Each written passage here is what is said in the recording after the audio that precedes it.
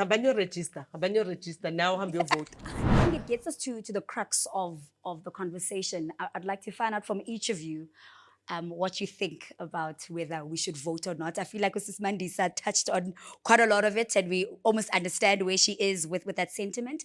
But for you, Ayanda, are we voting in 2024 or not? No. Ngazile, she's raised We're the not hand. voting. No. Okay, tell us why. I'm definitely not going to be voting in 2024. The same reason why I did not vote in the last local elections and the last local elections before that, and the national elections before that. I am probably, part of my job is for me to read, just for a living in general, I read. Yeah. And what I enjoy most is politics. My goodness, I love politics. I love governance. I love society. I love people. I'm a people person. Yeah. And it's in that notion as to why I do not vote. It's that very reason why I don't vote. I am a person who consumes a lot of information wherever I get it. You're talking about libraries earlier. Libraries saved my life. Yeah. Libraries honestly saved my life. My family home wasn't the best. And so libraries are where I found refuge. And so to know that the local library where I built this person you're seeing here is currently being destroyed because there are no funds and no people to work in that space. These are spaces that were in my community that I'm seeing be eroded. This is happening in front of me. My mother had to make the choice of leaving our home province in order to find better employment elsewhere, in a place where we don't have family. These things that happen in my personal life. And then when I read what the political parties are saying they're going to do, right? Their promises. And you track those promises cyclically, right? You track those promises. And then when you look within the 5 years, okay, what have you done between this 5 years and these 5 years? You see no tangible difference. And these are the people that I am meant to put my ex against. These are the leaders in South Africa. Maybe you even see a available. negative relationship. Instead, I'm just adding. You're saying you see nothing. Maybe it's even a reverse relationship that you see. It's a lack of trust. It's demoralizing, yeah? It's very demoralizing. It's extremely demoralizing. To see things that, it's because you said it rightly, it's a contract.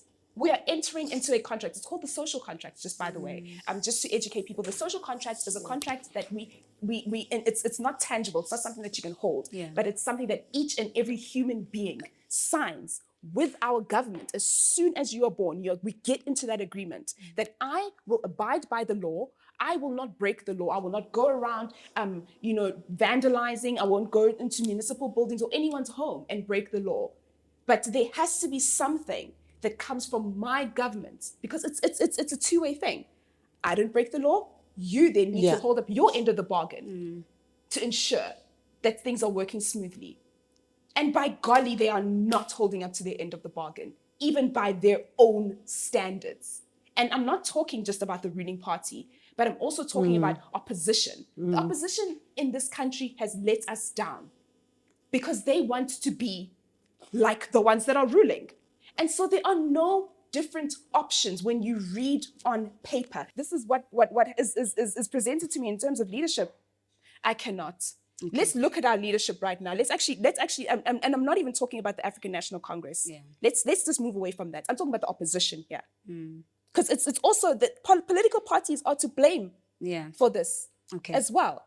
If you look at, let's take the Democratic Alliance, for example. The utterances that have come out of leaders such as Helen Ziller, leaders such as John Steenhuisen, going on a podcast and calling his ex-wife roadkill.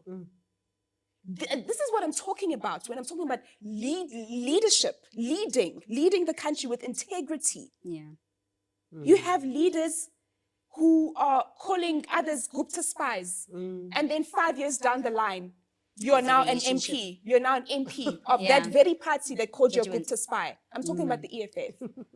So no, I'm not going to be voting this until they change their ways, until politicians become undirtied and until that word politician is unstained, Yeah. I will not put an X against these people's names to earn a salary and continue to not do anything for their communities. No ways. Okay. So, Sis Mandisa says we have to vote and it should be compulsory. Ayanda, on the other hand, says she's not voting because of a bridge of contract with all the political parties in the country. So I'm interested to find out what Penwal has to say about whether he'll vote or not in the 2024 elections. Ayanda, that was very passionate, man. Thank you. And on behalf of so many people, I appreciate the passion in which you delivered it. I may or may not be voting. I'm currently undecided. Okay. I understand all the sentiments. Yeah. So I wish I could agree with Sis Mandisa on the compulsory. It sounds right. Yeah. And I don't like the term a social contract because we actually don't agree. When we're born, we're forced into it. But we're meant to engage it to say, actually, for future kids, let's try and create a better contract. I'm of the view that we need currently as many people as possible to not vote, largely because most of them are not politically literate. I would like people to qualify to vote. So it's almost, I would like voting to be compulsory, but only for people that know what it is that they're doing. Because if we made it compulsory in this country for everyone to vote, considering why they vote, their ignorance, and it's already a mess now, it might be more of a mess. So my wish is, number one, we need to come up with some type of a test, whether from primary school, high school, later on, maybe you're a social welfare beneficiary. You will not get your grant until you've undergone this test so that at least you know what you're voting for. And then number two, we need to have a flexible, futuristic voting formula. So part of it is engaging. It can't be that every 5 years or whatever, I only put an X next to one party when I'm such a dynamic person. Most people are like, I will vote for social welfare, but I'm not voting for potholes and for load shedding and for corruption. But the only party that can give me this is this. And because I can't voice my opinions on anything else, I'm forced to agree with corruption and clowns in that leadership. So we need to have like more dynamic ways of voicing ourselves besides just a piece of paper. Yeah. The fact that we're using pieces of paper is also kind of disrespectful to what technology has achieved. We need blockchain. We need people that are assigned, once they've qualified, an ability to almost vote, and not just 5 years, on various issues at various times, to run various things. It cannot be that one person who's a clown gets to run so many portfolios that are so important that they're not qualified in. The one thing I will hold young people specifically to account on is we need to go back to what politics is, to remove the dirt and the staining. Sure. Politics is just running the affairs of a space. And unfortunately, in this country, we've all convinced ourselves that voting is the only way. Government is the only way. Yes. Part of the social contract is for young people, especially when you're pissed, do community service, try and solve the problems. Yes, you already pay tax, I understand. It's like a double tax. But you do it so that you can actually figure out where the problem is and how you can solve it. And then you'll get into either politics, the way it is now, or you'll get in and be like, actually, now that I've been on the ground and I've seen the issues and that they're not being resolved, we don't have libraries. Now that I'm going to try and rebuild this library, I'll see where the red tape is, who's chowing the money, and that's where I'm going to get involved and say, either vote for me, or we'll build our own types of libraries with our own money. We don't want you guys involved. Or I'm going to highlight the rot. In that way, you are active. But that's not going to be for everyone. Most people are passive, which is why I wish only people who are passionate doing community service, have done the tests, are actually involved. And I think in the 40 million potential people that could vote, we probably have 500,000 to 1 million people that should probably be the only people that decide. And everyone else should earn the right to then vote on the leadership by paying tax, be active, and then you're like, I'm now ready because I know what it currently means. And I've shown that I'm doing the work. And even by the time you vote, it's like, we know why you deserve to vote, because you're actually doing something before we even get to you running.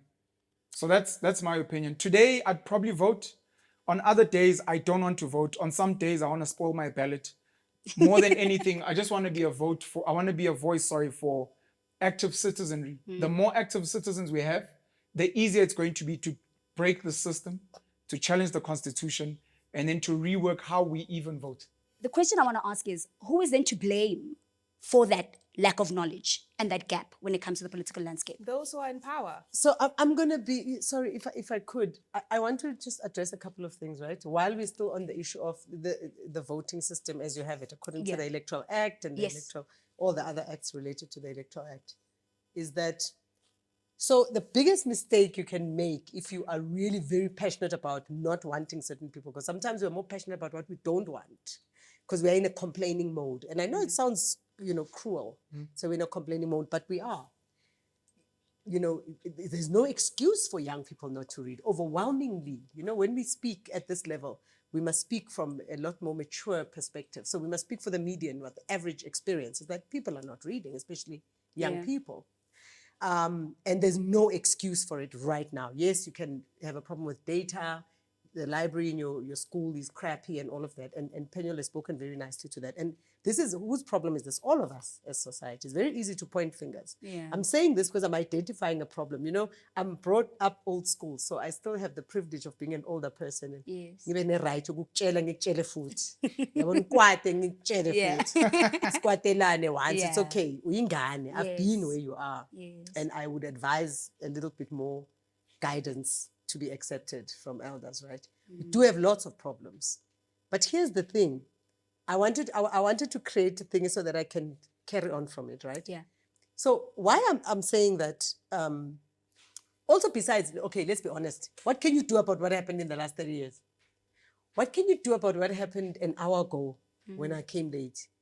It's gone. Like, if you're still angry with me, I'll just apologize again and keep apologizing. But it's gone. I can't change it. I can't do anything about it. We can't change.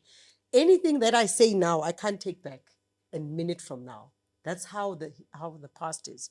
But I can learn from it. I can learn from it whether they were my mistakes or other people's mistakes. We are being let down, it's a fact. But not voting is more crude, the result. Because you give a fake, you contribute towards creating a fake sense of significance by some people. So it's mathematics. If out of 10 people, 8 turn out to vote, right? The percentage or proportion of support that the contestants receive, because it's 8 out of 10, it's an 80% turnout, is much higher. Are you with me? No, actually not even much higher. It's much more controlled, let me put it that way, because it's almost 100%, yeah. If you reduce the number of people, if 4 people turn out to vote, also because there's another problem with me saying 4, and I'll tell you why. 4 people turn out to vote in your voting station versus 10, which is perfect, 8 brilliant, 7 very good, right? So 4 turn out to vote. And all 4 of them are what? 40% of the population. This is the 10. They are actually a minority quantitatively. Mawibala, mawibala. They are a small proportion of the 10. They are not representing you in a majority, by minority. Just by showing up. Don't worry about whether they're black, white, women, or men, rich or poor. Their decision is going to govern you because of the weaknesses in the Electoral Act, which I want to add a little bit. As the New Nation movement, I worked with them. We took the matter to the Constitutional Court after the High Court failure, and we succeeded because your rights as an individual are accrued to you as an individual. You do not accrue rights. You do not accrue rights. The reason we have a constitution, it was precisely to guarantee my individual rights as an individual. Hence, you can protest as an individual. Ngafika ngibambe placard yami futhi angidinge apply ku JNPD or anybody for protection because I'm one. Up to 15 people, by the way, to protest. Yes, please. Man funa protester effectively and you don't want to comply with JNPD, Johannesburg Metro Police or eThekwini Metro Police or whatever. You don't want to comply with anything. You break yourself up into divisions of 15 people. Nice. Then you stand 100 meters apart. So if you did maths, you can be in a cube, but 100 meters apart, but still in one space. If you did maths, yes, imagine mathematical literacy. You protest. They can't do anything to you as long as the next group by 15 or less. Sharp as doing up. So out of protest, so you can be alone. So that is a very critical right, especially for a country like South Africa in where it is geographically, with the history of Africa. because nowhere in Africa really are those rights given. Yes, by a vote, you know what I mean, like Zambia, Angola, they all have elections every now and then. But you look at the behavior of the government and the state. Yeah. Zimbabwe, yabona laba kusafuna ukukhuluma ngabo, sengisharp. Yeah, Even my family knows. I've got family in Zimbabwe. I'm not disrespecting them. They know sharp and grand. I Yeah. don't need to listen to Zimbabwean stories. And it's not because I've got no empathy. Thabo Mbeki gave many billions to Zimbabwe over the last 30 years. Ngoba phela thina abantu abamnyama we believe money will close any wound. Yeah. And we know that's not true. Yeah.